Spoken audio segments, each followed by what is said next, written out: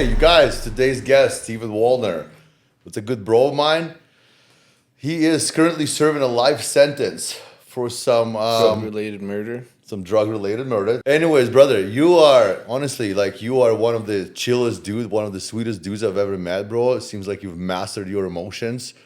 I mean, you're like an encyclopedia of institutional programming, right? You're so knowledgeable. You've done tremendous amount of work. Everyone loves you, bro, and you've spent, what is it, over 12 years incarcerated, Yeah. right? I had a pleasure of doing some time with you in the minimum there. It was really nice to kind of have somebody like you around. You are a lifer. That's what you're referred to as, right? Just real time, real life shit, right? So we're going to talk about a little bit about everything right now, the crime, the time, the changes that you've made. And hopefully we're going to change some perspective on life of some people and keep them away from making bad decisions like that, right? Because now I know you definitely identified everything that went wrong with that situations and you wouldn't be here otherwise. So I have a lot of respect for you, bro. Well, let's just get right into the crime. Let's just to whatever extent of the details you want to put it, Yeah. just give us a quick breakdown of what happened and we'll kind of go from there, bro. All right. Well, the best way I could describe it is a lifetime of bad decisions led up to that moment. That's where I can take accountability for my actions. I started selling drugs when I was younger, just being influenced by my surroundings, the neighborhood that I grew up in. It just became something that I wanted to be. And so once I started selling drugs and doing crime, I became addicted to drugs. I became involved in the lifestyle. And there was a debt owed, and that was the price that was paid on that day. My friend and I were just hanging out, doing things, and some phone calls started happening. My ex was communicating with her father. She said that he cut the brakes on her mom's car, and so she was going to leave and go help her mom. She hands me my phone back, and then I start reading these text messages. I could shoot you from here. I'm thinking, what the fuck is this, right? Then I get, you better run, you little rabbit. I'm like, okay. So I was thinking nothing of it.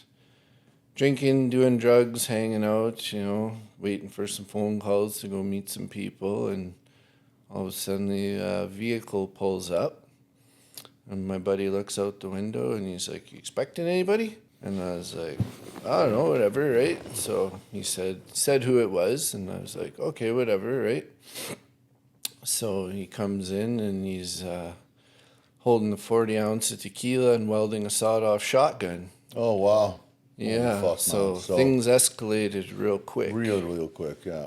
Yeah, I'm sitting there and he's going off, you owe me this money and I'm tired of this. And I'm like, what are you talking about?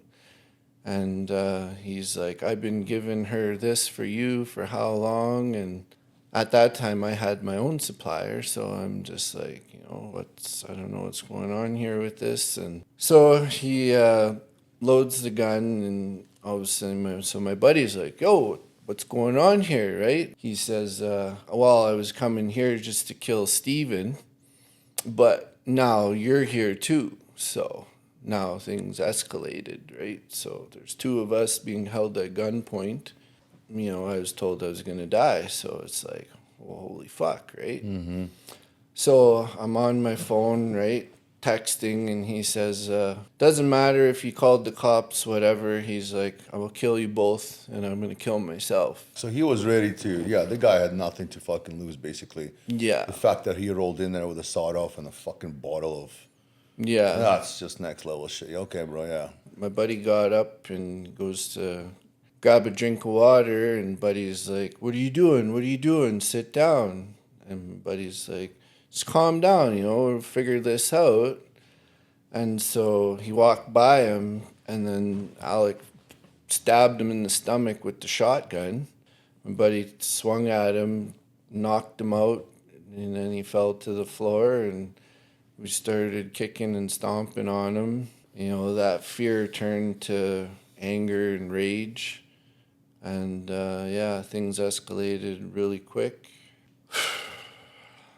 Yeah, my heart's just racing. Yeah, brother. Just Oh, reliving, yeah, that's reliving crazy. I that appreciate you moment. sharing this with us, brother. Thinking, It's basically that was it. He sustained some major yeah, damage, he some was injuries, he and was beaten severely to the point where we thought he was dead. And so then that's just like the panic kicked in for me. I was thinking my pregnant girlfriend at the time was gonna come home and see this situation. So I was just like, okay, I don't know what to do here. Like, unfortunately for me at that time, it wasn't like, hey, let's call the let's call the cops. cops. It would be because you're on drugs. Yeah, It's just a series just of wired right up, I mean, in that moment. So I ended up wrapping him up and dragging him outside and trying to throw him in the trunk because I'm just thinking in that time that he can't be here. yeah, He can't be here. So I went inside and told my buddy, I was like, hey, I need your help. And he's like, what's going on? I was like, I can't lift him up. Like, I'm yeah. trying to put him in the trunk. Can't be here. Trying to, looking back, like, Yeah, that's it's not fucking really, crazy, bro. yeah, Yeah. it's not good thinking. But once he was in the trunk, I was like, okay, I don't know what to do here. Like, I'm starting to panic. And so we just ended up going for a drive. And it's a blizzard. It's a blizzard. It's January. And I'm like flooded full of fear, adrenaline. So we're driving. And then we ended up out of town. And so then I pulled over and I tried to pop the trunk, but the trunk wouldn't open. So at that time in my mind, I was like, oh, fuck, he's still alive. He got out, he disabled shit. And I'm thinking, oh man, this is going to be fucking bad. Like, and how you see the scary movie where the person pops up type of thing. And this is what's going through my mind is I'm going to open that trunk. He's going to pop up. Like, I don't know what's going to happen. I ended up taking the key out of the ignition and opening the trunk. And it was still just the same. I guess, brother. Yeah, that's what the difference between the life sentence versus like the manslaughter and self-defense. That whole second part of that, where Yeah, you didn't call the cops, that's what pretty much cost you the life sentence. absolutely. Yeah, because I mean, if somebody comes in so aggressive, fucking trying to kill you, and if you kill them back, that's a completely different story, bro. But just those few extra steps, of course, that's what they found was the pivotal moment there. Hey, well, brother, thank you for sharing that with us. I know you have to relive that. You have to relive that just all over again right now, and man, this is crazy, man. Like feeling that for you for too, bro. So you definitely have paid your dues since then, all right, to society. So this was how old were you at the time? I was 22. Yeah, I'd just turned 22 in October, and yeah, that's how I started the year of 2007. Okay. So next couple of days, what? How long did it take you to get arrested and get scooped up? Yeah, a couple days. Couple of days till Yeah, they. they found the car right beside my house and fingerprinted it. Yeah, it Yeah, I was pretty was much straightforward arrested after and that. charged with first-degree murder. Okay, so it was first degree at Yeah, first. originally, yeah. Originally, once they kind of figured out, hey, this guy, right, came in like hot like that and trying to kill you and then kill himself. I mean, after that statement alone, bro, it's crazy. How long was your trial? How did that whole process go? Did it take years to get to Yeah, court? I was on the remand unit for just about 2 years, waiting. I was waiting for legal representation. The first person that I had requested declined to represent me because unknowingly to me, he knew the victim personally. Okay, conflict of interest So there. I was like, oh, okay. Yeah, I went up on a murder charge with a legal aid lawyer. So I wasn't too hopeful of any potential positive outcome. That was my reality. So, Yeah. 2 years later, went up for sentencing, and it was the preliminary hearing determined it was not a first degree execution style murder. It was second degree. Nothing was premeditated. Oh, yeah. It was just, things got out of hand. The phone call wasn't made. So yeah, 2 years later, on December 4th, 2009, was sentenced to life in prison without the eligibility of parole for 10 years. So that would be life 10. Yeah. Okay. So of course you did a little bit over that. You did 12 Yeah. years, right? I mean, like I said, yeah, you've done tremendous amount of work, bro. After that, you completely rehabilitated yourself. Like one of the sweetest dudes I've known. You're most reliable and just polite and respectful person out of, honestly, I can put you in the top 5 people that I know. Where did you start the sentence, bro? Was that in PA? Yeah. Prince Albert, right? Well, I started in the correctional. Correctional, like the yeah. remand, yeah. But Yeah. then after I was sentenced, I went to Prince Albert Max. That was a mandatory 2 years, just basically my orientation to the prison system. They had to watch it. They had to put you in the fish tank for a bit. Yeah. In where they observe. Fish tank is where they observe, see how you react to the, being incarcerated and what your initial, reaction to things are, right? So tell us a little bit about that, bro. How was coming to the pen and... Yeah, so when I was originally in the pen, I was in segregation waiting for pen placement. And I thought that I would be going to the medium. And they're like, oh no, Fuck like, no, you're going no, to the yeah. max. Yeah. And I'm like, the max? I was like, okay. So yeah, I got sent to the max. And that's when like the reality hit me that prison is really real. You know, like you see it in the movies, but if you never go there, it's just like meh, Yeah. It's not really real. I but can then, relate to that, bro. Yeah, once you're walking with your big box of everything you now possess, and you're carrying this across the yard, walking to a 50-foot wall with razor wire and a gun tower. Reality's like, oh shit, I fucked up. Yeah, man. Yeah. For me, it kicked in when I was in the fish tank there, and I got the top bunk, and I was like, fucking, I had this fucking guy that was, under me, and I was like, I didn't even get a pillow the first day, and I was just like, and that for me kicked in there. I was going to sleep. I'm like, holy fuck! Like this is like no prison show, nothing. And it's funny because a lot of guys watch prison shows in there. They'll sit and watch prison shows all day, And I could never understand it. I'm like, why the fuck are you guys doing this? Like, like you were in prison. You just look around. You do not need any more of that shit in your life, bro. But let's continue with that. So you got situated, orientated, right? I mean, when you come to the pen with a charge like that, it's no joke. People do take that very seriously, right? So I don't see you ever be in any kind of like scenario where you got pushed around or any kind of like, right? So it's pretty straightforward for you there, right? Yeah. Yeah, and everybody kind of sticks together in them. I was never in the max. I did like a year behind the wall, just over a year.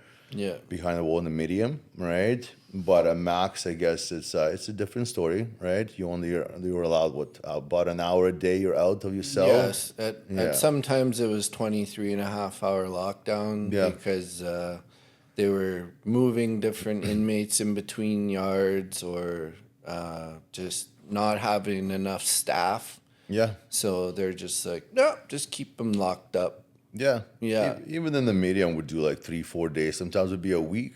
I think the longest we've been locked up for like over a week. Yeah. And you just adapt to that. You're like, okay, well, if the door's not gonna open, I'm clearly not going nowhere. Right? Yeah. So best you can hope for is pen and paper and some books. Some books. Just That to was start, yeah. using your mind and like processing what's really happening, Start making plans for a future. I could have just let the system take my mind and my body and became a part of that, right? But as soon as I got there, I was like, okay, so I'm not on drugs, I'm not on alcohol, I'm away from crime. Time to like rewire myself to be a better version because you don't get any more chances. No, that's it. Yeah. You know what I mean? It's like one and done type of thing. So, yeah, I started educating myself. I started taking correspondence courses. The very first program I took was called the National Substance Abuse Program. The facilitator said, what would be the one reason why you would allow yourself to drink or do drugs again? And I said, easy, if my mom or dad passed away, right? Facilitator said, interesting. How do you think your mom or dad would feel knowing that their passing away was the reason why you went back out? I was like, fuck. Right? So then I just said, so there's no reason at all then. Yeah. And he's like, exactly. And I said, okay, I'm done. He's like, what do you mean you're done? I said, I'm done. I don't want to do that. I don't want to live that life anymore. And I just celebrated 18 years. Yes, congratulations, bro. Drug and That's impressive, man. alcohol-free. Really, truly impressive, man. You did really, yeah. That's you did good time right off the bat. You never looked back. Was there a bunch of dope in the max? Oh, absolutely. Yeah, they still get it in there, man. It was anything was available. They had the brew, they had prescription drugs, they had street drugs. It was all about the choice, right? Yeah. Authenticity, right? Am I really gonna do this? I could have just said, like, I'll just do it, but I'm not gonna tell anybody. But Yeah. at that time, with the amount of sobriety, I was developing integrity. I knew the difference between right and wrong now. And I didn't want to have that guilt or that shame on my conscience. Yeah. Also, yeah, like when I got to my first day on the intake, man, there was just everything there. And guys were just eating fucking little paper, like letters soaked in meth. Yeah. And there was all kinds of prescription stuff that the guys were like putting on their tongue, and they were snorting stuff, and everybody was high. So I got there was like a meth party. And they literally stayed out for 3 days doing meth. And I was like, man, like, fuck, I don't want to be out with chicks somewhere on a boat or something. There's no way. Like, I'll be locked up here doing it with you guys. And then we'll get all sketched out. Give us, what's the craziest shit you've seen in the max, bro? Well, there was a guy that got TV smashed over his head and just stomped on, left for dead. We're talking we're not talking a little flat TV. We're No, talking like one of the full size, tube yeah, like a TVs. big tube TV. Yeah. So not like a little 10-pound one. Yeah. It was an attempted murder. Yeah. Inside the prison. The one guy, he got lock in a sock, so they put one of those little padlocks in a sock, and he got just lumped right out, put in a coma, and stuffed in his bed. And the staff walked by to do their punch and saw a puddle of blood oozing from beneath the blankets, and that's a lockdown. Guys getting stabbed all the time. All the time, yeah. It's just like, it's not a surprise. It's Yeah. just like when, you know, and it doesn't even matter who, because sometimes there's no rhyme or reason. Some guy's just mentally unstable, or he got bad news, and now you're going to pay for it. Yeah. I've seen a fair share of that in the medium as well. Like I used to work canteen. I just seen people get tuned up in a lineup, boom, boom, boom. There's a little guy just getting tuned up, and he's just crawling to the bubble, and the guy behind him with a mop. And that's clean. You can only tell. Like, they just mop all the blood, everything's mopped up. The guy's laying by the bubble, just bleeding out. His whole messed up, but they would just they would lock me in the canteen with the boys to be like, "What did you guys see? Like, Selsky, what did you see? Tell us." I'm like, "Buddy, come on." They're like, "All right, lock him in here." I'm like, "Seriously?" I'm sitting there eating tuna cans. I'm like, at least we had all the food. You know what I mean? So, oh man, crazy time. So you end up doing just 2 years in the max, Yeah. and then to the medium. Yeah. Right. Okay. Tell us about that transition there, buddy. What kind of what are the things that you had access to now? I know it's a whole different world because Yeah. now we got a full gym, we got the yard, we Yeah. got mini golf and tennis, and there's everything in the medium, right? Like, I'll tell you a little funny story about just the idea of the medium. So at that time, it was 2012. I was watching the Nostradamus Effect, and it was going to be the end of the world. There was a big flood coming. There was a big flood coming. So in my mind, I'm doing my research, and I'm like, well, if I'm in the prairies, I'm going to be gone right away. So I started doing my research about different pens that were elevated. you wanted to go to the elevation. So I did my research, and I was like, Grand Cache Institution. It's 4,200 feet above sea level. Yeah. I was like, I'm going to go there. I'm going to get into a cell. I'm going to go into the yard. I'm going to find a big rock. And then when the flood comes, I'll smash my window, and then I'll be free.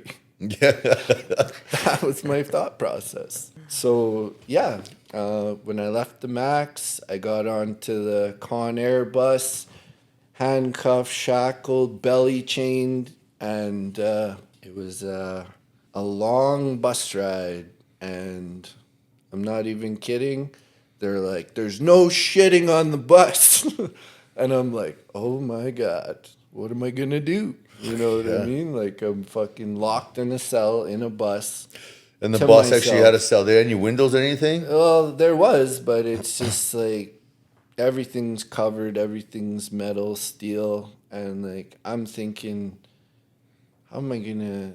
Yeah, just a lot of thoughts. I thought to myself, didn't I get downgraded in my security? But until you reach their possession, you're still considered a maximum security inmate. So yeah, I felt the treatment for sure. So once I got to the medium and they took off my handcuffs and my shackles and my belly chain, and I was like walking, I was like, "Whoa, this is freedom." yeah. Yeah, just not having chains on and being able to take a full length of a step was like very liberating. Yes. I was like, wow, I made it. Yeah. Here I am. So yeah, when I got there, you had a bunkmate, but you had your institutional clothing, you had your hygiene, your canteen. I had access to a gym, to a library, to a hobby shop. It was basically like a mall. You know, they had the skylight view in there. They had a barber set up, a chapel, a native resource center.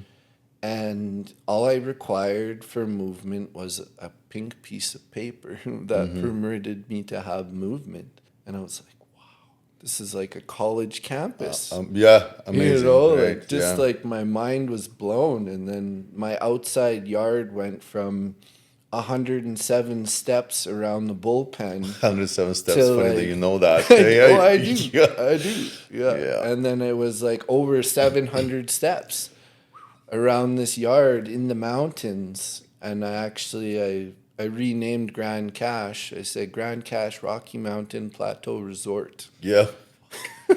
That's crazy. Hey, the perspective shift from Yeah. that, man. Unbelievable, bro. Wow. That's like me going from medium to the farm. Right? We'll get to the farm. Farmers is some other place, man. It is like a resort. It's so amazing. I don't know who the fuck would want to get out. You know what I mean? Like seriously. It's a vacation. It's a vacation, man. You know, it's a time to just get your shit together, get off the dope, you know? School. Brother, so you took full advantage of church, library, all the institutional programming.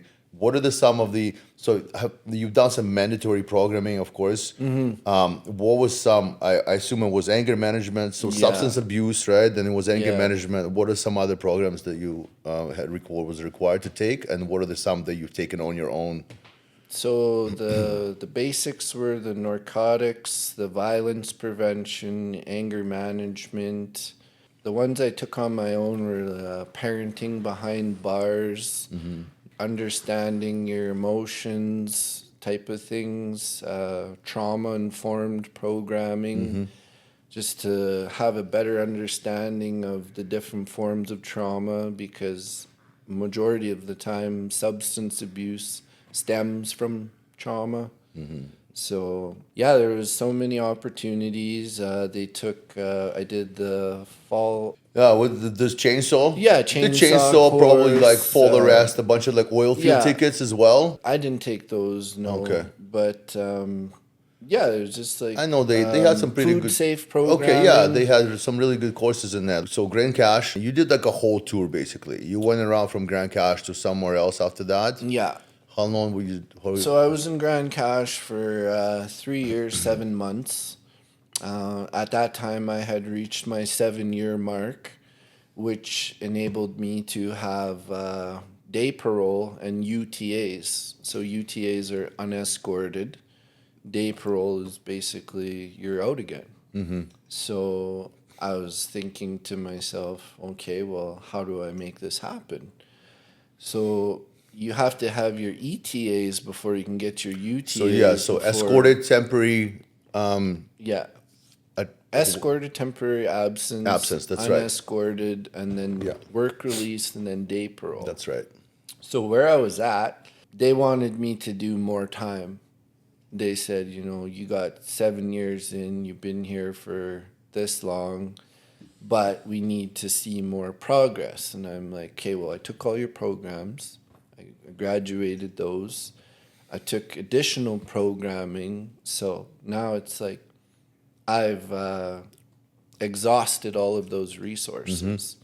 So I transferred back to Saskatchewan to a healing lodge. That's And right. Yeah. Yes. What was that? What was that name of that one? It's called Willow Creek The Healing Willow Lodge. Creek. That's right. Yeah. Yeah. Yeah. So I started following the culture while I was inside. Originally, I was going to church and stuff, but I started going to pipe ceremonies, sweat lodge ceremonies, working one-on-one with elders. Which is amazing, bro. That the culture is so beneficial to learn that whole process, and have the elders talk to you, and it's truly what inspired me when I was in there. I got on the healing range right away to the pathways with a bunch of lifers and guys that wanted to do good time, right? And that was what a blessing that was to be able to do that. Yeah. Even just go to the ceremonies, go to the sweats, bro. Like amazing, right? Like so Yeah, cool. Yeah.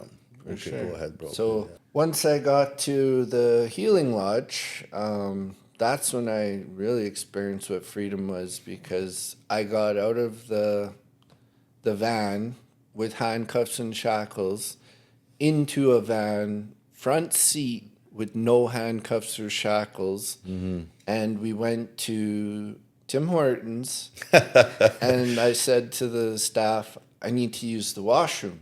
And they're like, okay, go ahead. I'm like, what do you mean? What do Don't you you mean? have to go inspect it first? Yeah. And You want they're to go like, watch me? no, go ahead. Yeah. I was like, what the fuck? Yeah. This is a setup. Yeah. They want to- Like this is a setup. So I go in there, I use the washroom, I wash my hands, and I come out, and he's like, what do you want?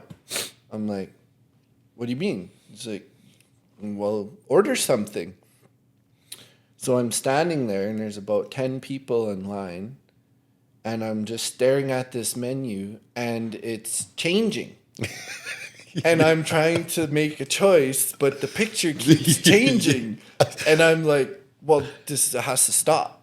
Like, I can't make up my mind if the picture keeps changing. And he's like, well, what do you usually like? I'm like, I don't know, just like a burger and some fries and a drink. He's like, okay. So ordered the burger, the fries, and the drink. And he's like, okay, so we're just going to sit here and you can eat this. I was like, holy fuck, I'm a real person. Yeah.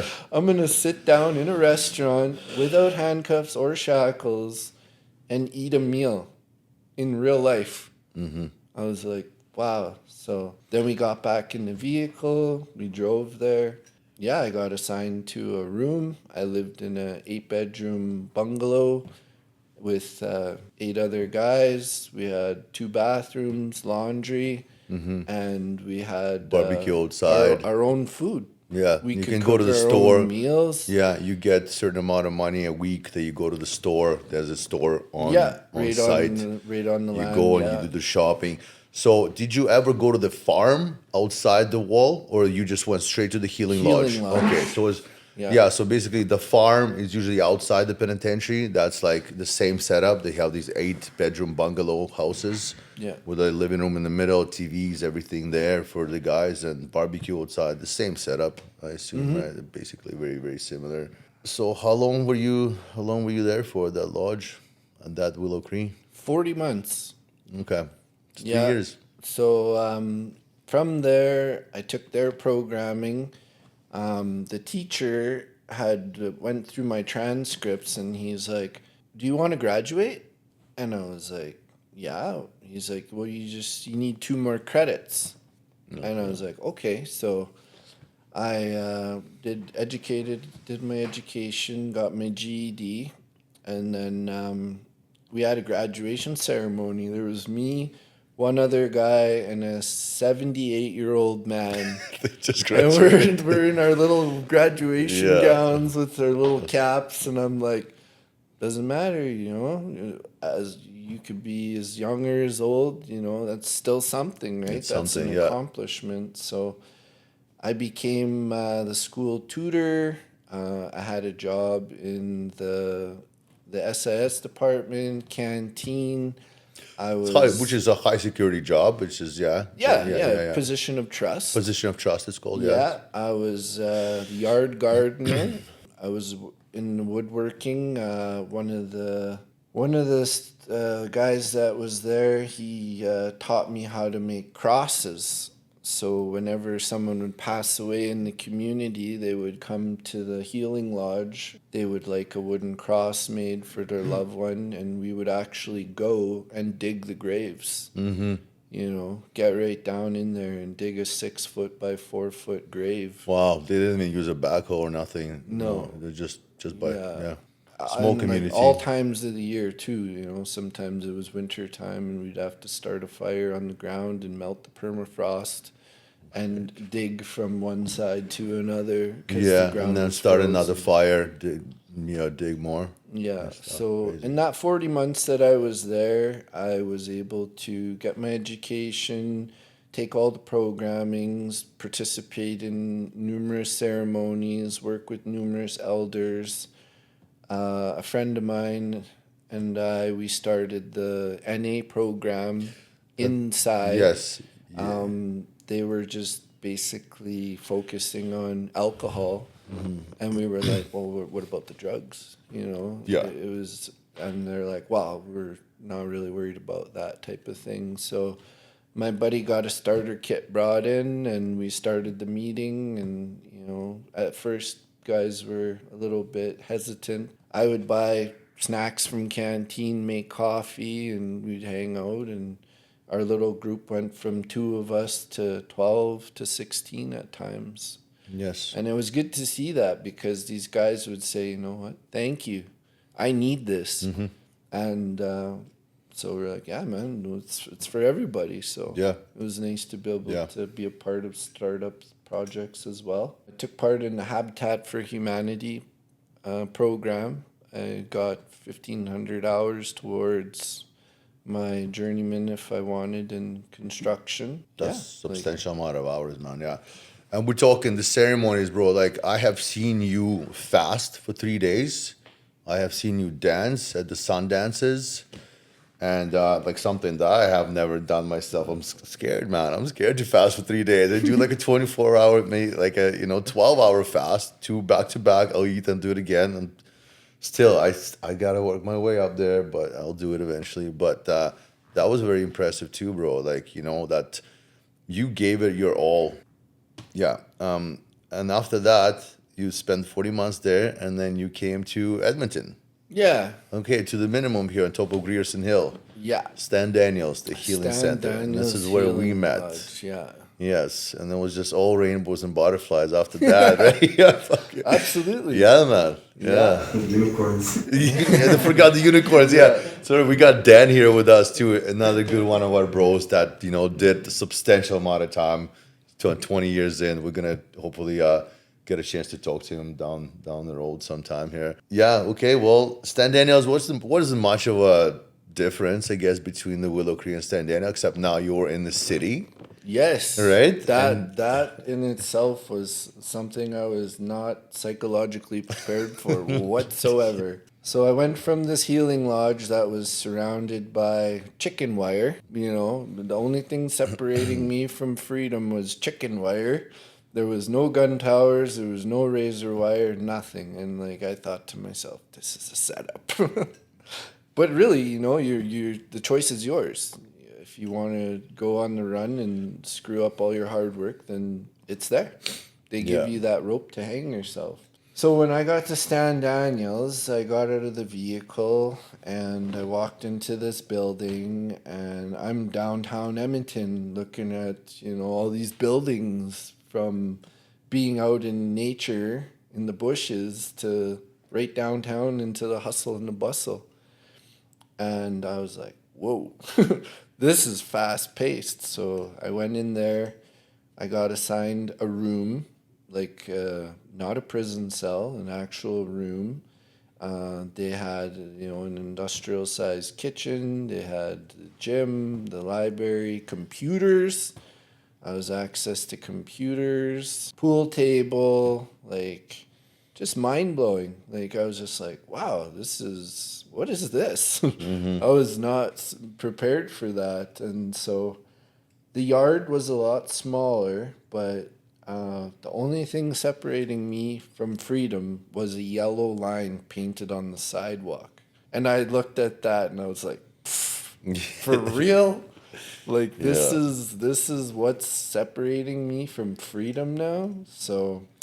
And dude, hey guys, there's a lot of guys that fucking go back, bro. They take off. How many guys have we really witnessed, Wes? Because we've been there all together, right? For over a year that I've spent there. And fucking guys just still fuck up. They do all this work to get to the healing center like that. And they're about to get out, and then they go and fucking party.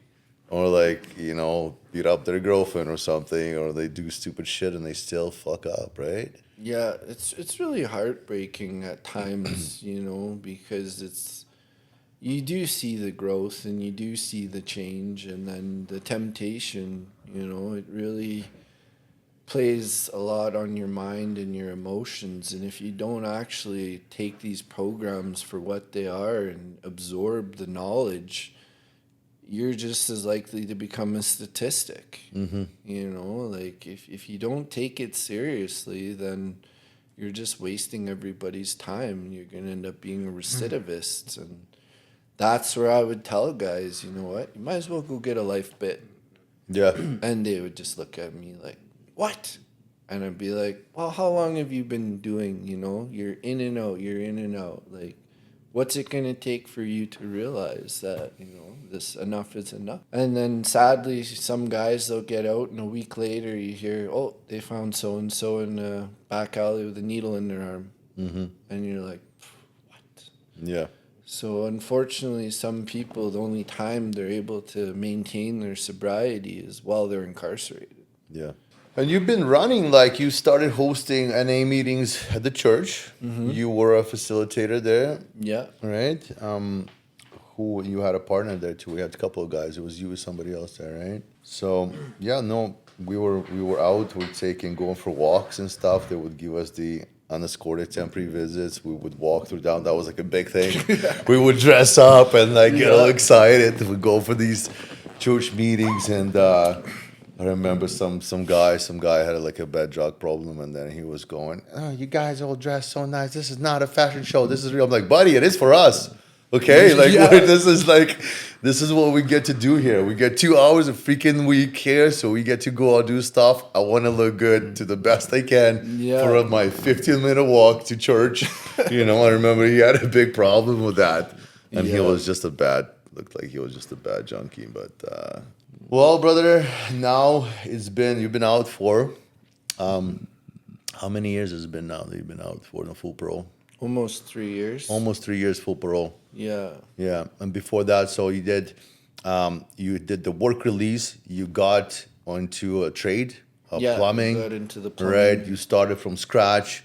You build your way up. You build your hours. You got raises. Now you're going for your red seal. How far away is that? Pretty close. Couple more years. Couple Yeah. more years, you're gonna get your red seal. You've been working steady, and you've just been, just a functioning member of society, and you've just been, given it like you have mastered your emotions too. I don't know if I always said that, but I have to edit that. Man, like you're so calm and collective, and I've seen you in situations, and I've heard about situations where like you were put on the spot, and there was no, but you've always stayed so like you have like I'm still, I would say, far away from mastering all my emotions to the point that you did, bro, and I admire that. It's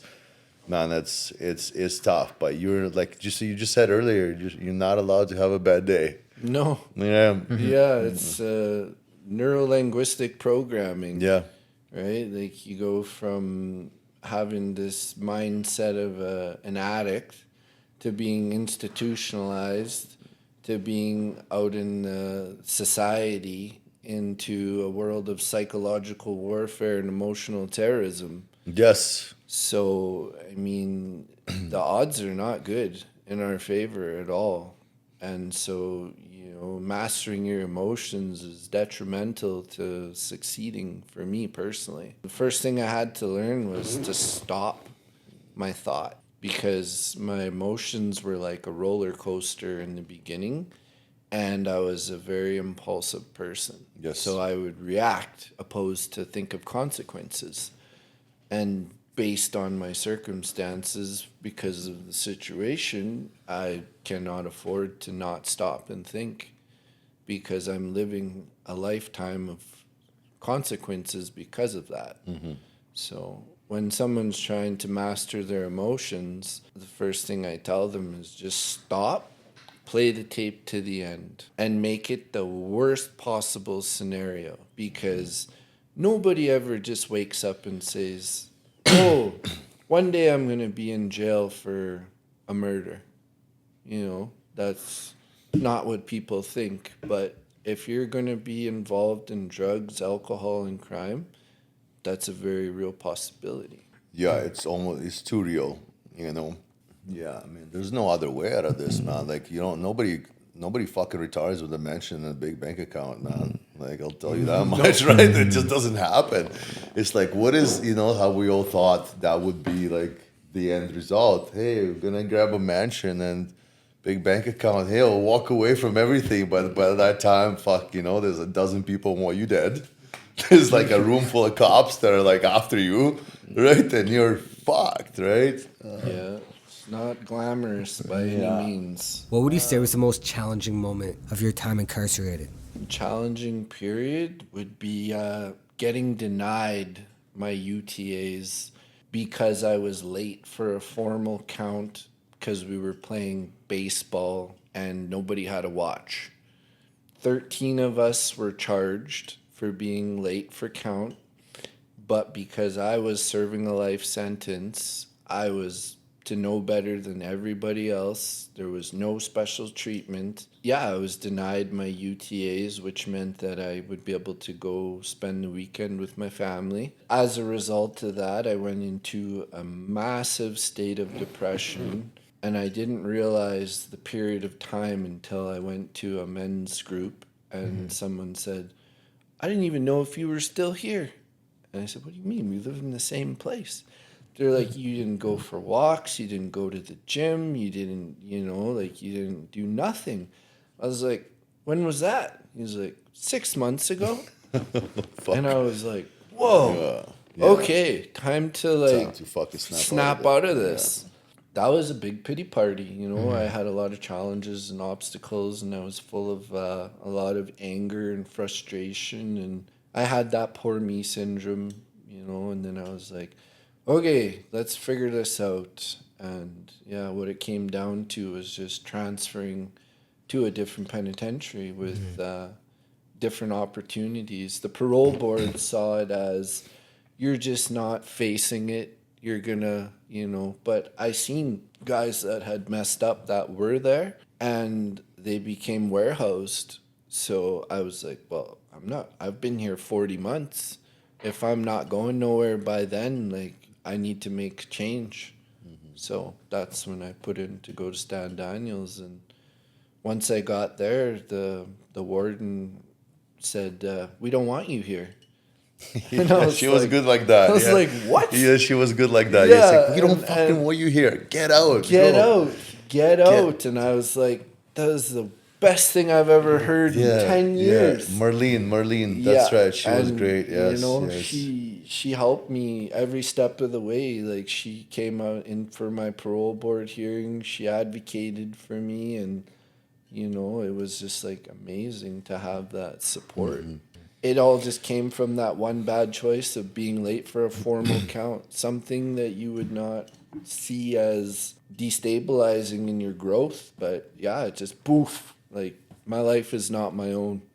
I have like a list of conditions that are from A to H, and then I have special conditions, and I have to keep a piece of paper on me at all times. And if I'm presented with a police intervention, I'm to produce that paper. Otherwise, that's a breach, and I go back to prison. Yeah, you're walking on a thin line there. Okay, bro. Well, let's talk about some fun stuff here. What's so what are some changes, bro? Like, you came out.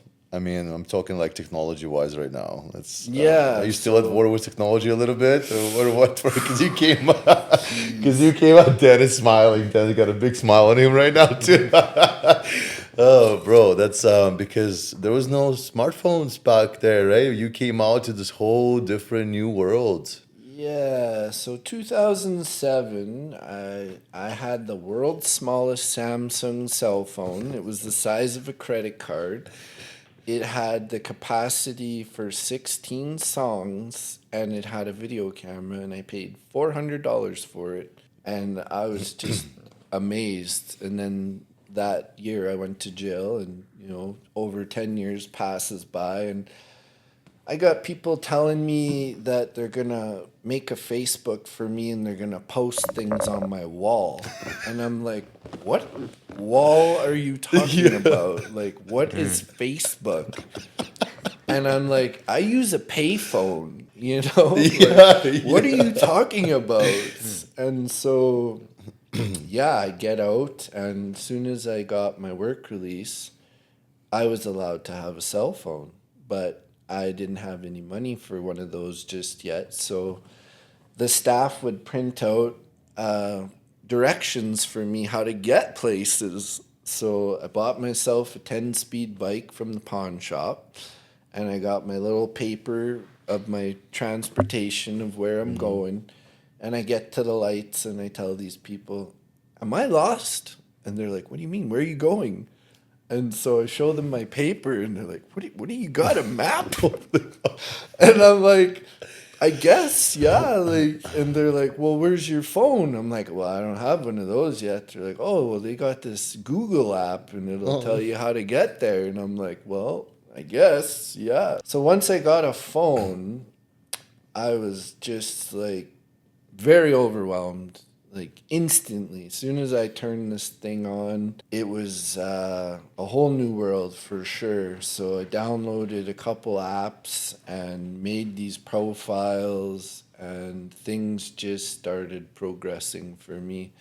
I started reconnecting with friends from childhood, family members. I got to see pictures of people's lives.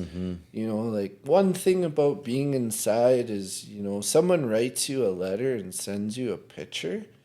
That's like the most amazing feeling in the world. And then to have the access just right there in the palm of your hand, you're just like, whoa, okay. So that's what I missed out on in a decade. And then you go to the next person and the next person. And yeah, I would not say that I'm tech savvy at this point in time.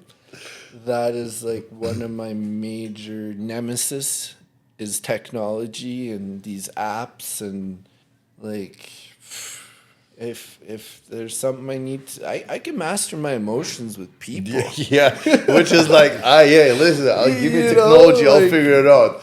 For me to control my emotions, hey man, I can be, but then fuck, something just pipes off and it's on, man. You know what I mean? Well, I used to be way worse, you guys. Like now I'm better. Before, like, man, I got so many assault charges because it's just, even just to try. Somebody says something wrong to me. Oh, what? You're disrespecting like that? It's on, buddy. Like you're getting it. Yeah. Now that like definitely calmed down a lot too. So it's I'm proud of you for that. Thank I've you. seen the growth, thank when you, we brother. were Thank inside. you. Yeah. You took the programs, you did the collages, you're the best at collages. You're like, this is so easy, and there's all of us struggling to rip pieces of paper out of a magazine and like organize our thoughts. And this guy's like a mastermind of manifesting at that point in his life. And he's like, this is easy. Okay, this is what I want. This is what I'm going to do. Bang, bang, bang, bang. A plus. Because we were doing like the vision boards or something like that. Yeah, like we're struggling and you got that on lock, and then we go for our walks and people just like being people, right? Yeah, we did good time. They took us like we did. It was San Daniels is an awesome place, man. Yeah, they took us all over the man. We got to do so much cool stuff. Yeah. 5 different powwows in one summer. Yeah. Yeah, we had all those pictures of us all lined Yeah. up on the log. Yeah. Because I would go there. I'm wearing freaking Gucci shoes, shorts, and a beater, and I'm out there. And the elder's like, all right, let's go, chop wood. I'm in there, and I'm just covered with mosquitoes. I would slap my shoulder, and I would just smeared black of mosquitoes. Yeah. They were just laughing at me, right? They were wearing, a long sleeve and rubber boots, and I'm this white boy in there. They're just laughing at me. Yeah. Like, like that was so funny, man. Yeah, but we plowed through that too. It was good times, man. The cultural stuff for the white guy to kind of get in there was a little bit, right? Because, you see, it's mostly like, and that's what I've been told too about Stan Daniels before from Saskpan. I was in Pathways there, and they're like, you're a white guy. There's no way you're going to Healing Lodge. They won't take you. It's just for natives, First Nations, I'm like, watch me. Yeah.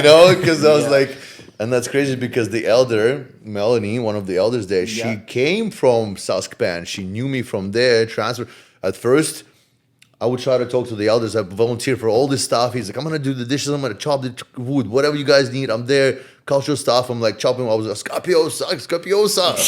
They started calling me the helper, right? Because I was like, this white guy. At first, they wouldn't look at me. They would just be like, not even look at me. I'd be like, hello, I'm Dennis, and blah, blah, blah. And they're just like, fuck this white guy trying to get out early. Get the fuck out of here, man, And after that, now, like, oh, Dennis, now we're like, it's a great grandson. feeling, man. Yes, bro. So that's the extent that went to.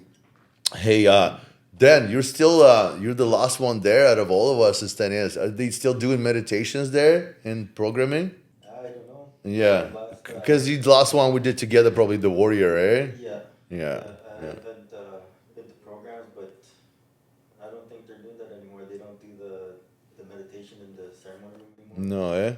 That was one of your startup projects. Yeah, we would started. do That was yoga good. And we would meditate. We would do to the Yeah, podcasts. I brought my little iPod there, That was amazing.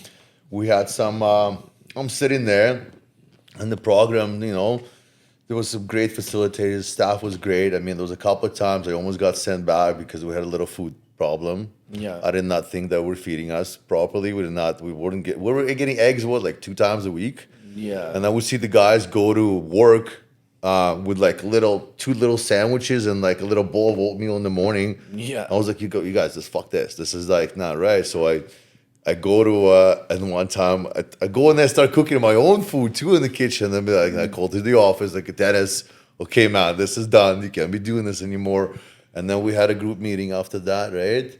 And all the guys are like, yes, eggs every day. And they're like, okay, you guys are getting eggs every day now, right? Yeah. So that was a big... Movements. Movements, yeah. Like, And the little meditations there, I'm like, listen, I'm sitting in the programming and watching these guys are like reliving, like what you just happened now, reliving like the craziest shit. And some of these guys like never even had a chance. It's like upbringing, everything they went through. And it was so heavy, man. It was just so much heavy energy. And I'm like, you guys, I'm like, I got an iPod. Like, I have some meditations on here. Let's lay down. Yeah. You know, half the guys would be sleeping, but there's like guided meditations, right? It would release a lot of stuff. It would really, really help us. That was really good. So they started doing that for a while. After, so that was really good. Everybody loved it. Oh yeah, let's go to the ceremonial room. Let's do a meditation. Yeah, I guess the workout, the gym, man. The gym was like one of the main things in there for us. Yeah, it was Right. a positive outlet. Very to religiously relieve go to the gym. frustrations. Yeah. Yeah, that's where you and I we bonded. It was in the gym. I just saw you, and I was just like, wow, this guy knows what's up. Yeah. You know. And at that time, I was training for over a decade, and I was just, injuring myself or just pushing myself. And you kind of just mellowed me out in that aspect. Take a rest day. Yeah. I'm like, what?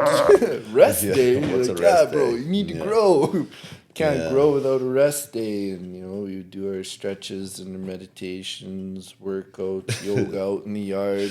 People be driving by in the alley, just stopping, like, what are these guys up Yeah, to? just a bunch of convicts all tatted up, shirts off. We're just Yeah, doing chin-ups, sun's out, push-ups. guns out. Yeah. That was a good one there for us. It was crazy, bro. It was crazy. I remember one time I'm sitting there because I had these pictures of me got sent into me, and I was all ripped and shredded. My calves were just ripped. Because, we didn't get the best, cuts of the meat and the food stuff. Of course, we had to eat a lot of carbs, and protein was, Yeah. we were allowed to have some supplements, but not crazy. So I was carrying around a little bit of weight on me, had a little belly there. No, yeah. I remember one time I'm just trying to flex my calf, and I'm like, take a picture of my calf, bro. We're doing these calf exercises. Yeah. And I'm like, he kept taking a picture, and then I'm like, man, they just look round and, soft. And they can't. And he's just like, I'm like, bro, they're supposed to look ripped. Just try a different angle. You're like, bro, I'm sorry. You're just not there anymore. And, bro, that was some good times. How's life now, bro? How's, Life is good. I wouldn't say I have any complaints. I'm very blessed. yes. I have a full-time job. I live with my really great roommates. I love them a lot. We're all family. I'm very supportive with my coworkers. Yes. I'm the health and safety rep. So if anyone has any issues or concerns, I'll bring that forward. I'm actively involved in the gym. I train people.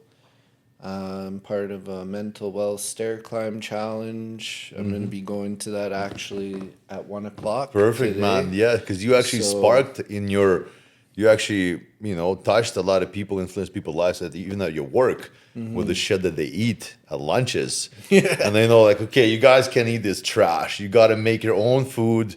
Bring Yeah. this. I've witnessed that, a lot of that. You guys coming to the stair climb with me. You were doing the workout challenges. You guys were banging out 100 push-ups and chin-ups there at the work site. Yeah. Right? You started that, right? So Yeah. you're affecting people's lives in a positive way with food, nutrition, and, of course, the training advice. Yeah, positive mindset Yes. overall. When you work in the trades, there's a lot of anger, hostility, frustration. Very true. And people, when they first meet me, they're like, "How are you so calm? Like, I've never heard you yell. Like, you don't even swear." It's impressive, bro. And I'm Impressive. just like, Yeah. it's all about your mindset, right? Like, if you're gonna just feed into some form of action and react to it, well, then you're gonna set off a trigger of emotions and situations that could escalate real fast. So, The meaning of life, man. That's what I've kind of discovered. Me doing that whole 4.5 year prison sentence. I kind of discovered what, the basic principles of life, what truly matters, and what it is. I mean, people have to go through a crazy medical, when they break their back, or something, and they paralyzed for a year until they figure the same shit out. They figure out what we did in prison. These guys figure out through a crazy. Any kind of traumatic, super substantial traumatic experience, usually you figure shit out, So hopefully, some of our listeners, right, like will take it seriously, take our stories, and not have to go through something like that. Wake up on your own, like do that shit on your own, master your emotions, go get things done. You want something, you go get it. Don't be lazy, right? Just figure it out on your own, right? Before universe, God, or creator, whatever you want to call it, wakes you up, right? Gives you a nice slap in the face, or puts you in the chokehold till you fucking get out. Okay, brother. Well, Joey, you got any questions, bro? What are some of your goals for the future now that you're free? Well, it's really easy. It's just to maintain a healthy, clean, sober, positive, spiritual lifestyle and just be the best version of myself. If people are inspired to want that for themselves, then that's great. If not, I'm a spiritual gardener and I'm available for, those teachings because Yes. you can only keep what you have by giving it away. And, if anyone's struggling, I just advise them to reach out because, you matter. Everybody loves you and you deserve a good life. I did the crime, I did the time, and I don't want anyone else to have to go through that. And, keep doing good things. And that's the true essence of a good human being right there. You got to look out for each other. You got to help each other, man. It's just like, yeah, what a great advice we have. I mean, we all have so much to learn from you, bro. It's true. And if somebody wanted to connect with you, where's the best place to do that? They could get at me on Instagram. Okay. Yeah, Adam Patrick 6613 something. Okay, yeah, That's we'll the put technology. I'll post it in the video. post it. Yeah, we'll Yeah. post it, man. Yeah, you got. You've been doing some rappelling, I see, with the rope stuff. And tell us a little bit about that. It looks fun, it looks crazy. I see in the first one, you came down hard, bro. You came down hard. And boom, and it's whatever worked, the system worked, and it slowed you down perfectly, boom. But it was almost, I don't know, was it a little too close for comfort, that one? Oh, no. Well, personally, so yeah, like at the beginning of the year, I celebrated 18 years. And my good friend Carl that I met in the Healing Lodge, he said, "Do you want to come skiing?" And I'm like, "Skiing? Where?" He's like, "Lake Louise." I was like, "Ooh, I don't know, man. That's I don't have to go in one of those gondola things." I was like, "I'm terrified of heights." He's like, "Come on, it'll be great." So we go, right? And I'm in this little thing 150 feet in the air, and I'm like freaking out. So that was one of my fears that I conquered. And then one of my coworkers is like, "You want to come rappelling off a bridge?" And I'm like, "Yes." He's like, "You didn't even hesitate." So I was like, "Yeah, absolutely. Let's do it. You tell me the time, the place, and I'll be there." And the very first one we did was the Buena Vista Dog Park. It was 20 feet or whatever. And yeah, like you say, I didn't even realize it until you're the one that said that, right? In my mind, it was completely controlled. It was good. Okay, so maybe was for great. me, yeah, for me, Yeah, because I but- don't know. For me, because I don't know shit about it, and that looked like scary in my perception, in my mind, right? For you, no, it totally could have been like completely normal. Yeah, right. so- For me, I was like, holy shit, that was too fast for my comfort level. You know what I mean? But okay, bro, but Yeah, so my buddy there, he trained me, and first thing we did was we did the ascend, which is going up, and then the descend, and then I performed a rescue with him. So say you're struggling, stranded on the side of a mountain, I would rappel down, I would hook up to you, and we would go lower to safety. Yeah. And I was like, wow, this is amazing. Like, Yeah. this is so much fun. And there's like people walking by and they're like, what are you guys doing? We're practice rappelling, for the mountains. So yeah, it went from ascending, descending to going upside down. And then he's like, do you want to learn how to do a figure eight descend? I was like, what does that mean? He's like, oh, it's like the SWAT when they jump down a building and smash through a window. I was like, yes, I do. So that was actually what you saw was I was rappelling down face first, and I had the rope in my hand, and it requires 20 pounds of pressure to bring yourself to a stop. Well, I guess I fell faster than what I thought I was going to fall. And I don't remember if it was Dan or Morrow that was on the backup rope there. But yeah, they jerked it before I hit the ground. So yeah, but when you said, like, whoa, you almost hit the ground, I was like, no, I didn't. Yeah. And then I watched the video. I was like, Fast. Okay. yeah, that was yeah. a little too fast. So now the bridge is the Glendora. And Was like 30 feet, 40 feet or something? it's a bit for sure. And so now it was the figure eight descender, frontwards, backwards, upside down, and my most recent one was just jumping, Yeah. free falling 26. Yeah, that's right. I seen that swing. That's Pendulum cool, bro. drop. Yeah, pendulum drop. Yeah. Yeah, and I mean, if you ever want to have a rush, I'm I coming, tell bro. you. I'm coming. Yes. I'm coming me, too. Me and Joey will go dangle off Yeah. the bridge for a little bit upside down. Okay. Fuck yeah, something always. 100%. It's not. It's just learning new things. Always trying. Be open to everything. Say yes to everything. Yeah. That's what you're doing now, bro. You know what I mean? You're everything. You're just pulling on every string and taking every opportunity to really live in the life, right? Yeah. And just give us maybe, bro, just a couple of books, man, that you've read. Change something that's like life changing for you, and that give you the most progress. What books? I know you read a lot of fucking books in the past, bro. Well, the first one is The Secret.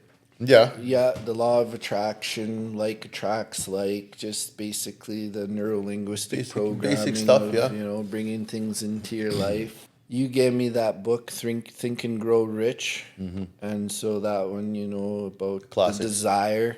Yeah. Bring that desire into your life, and I was playing that on the way here. Oh, there you audiobook. go. Yeah, man. Yeah, it's a classic, bro. All Yeah. time freaking. synchronizing synchronicities. Yeah. The other ones are just basically about energy healing, self-help books type of thing. You can always continue to learn and grow. Like, knowledge is its own high for me.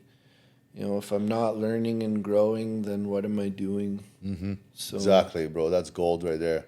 Those are golden words, bro. If you're not learning, what the fuck are you doing? Yeah. Come on. Classic. Yeah. Very good, bro. All right, brother. Well, we can fucking wrap it up. I think man. we got the pretty good picture here. That Thanks. was awesome, brother.